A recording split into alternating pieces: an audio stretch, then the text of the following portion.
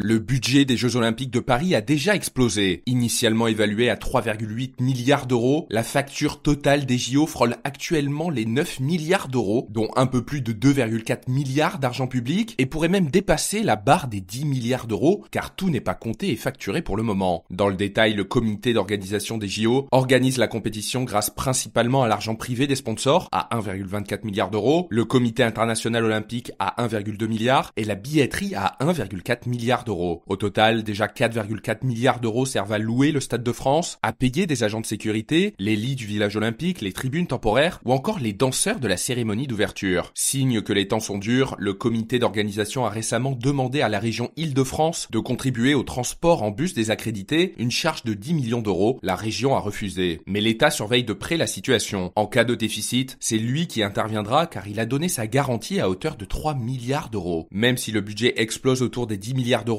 ces jeux seraient l'une des éditions les moins coûteuses de l'histoire moderne. Les JO de Tokyo en 2021 ont coûté 12 milliards d'euros selon la Cour des comptes japonaise. À Londres en 2012, ils ont coûté 15 milliards d'euros. À Athènes en 2024, les JO ont coûté 13 milliards d'euros, ce qui reste très loin des 44,7 milliards d'euros des JO de Pékin en 2008 et des JO d'hiver de Sochi en 2014 à 37 milliards d'euros. Pour ce qui est de la France, la réponse définitive du budget alloué aux JO 2024 aura lieu en 2025 avec le rapport de la Cour des comptes. Et notez que ce podcast est soutenu par Quorum l'Épargne.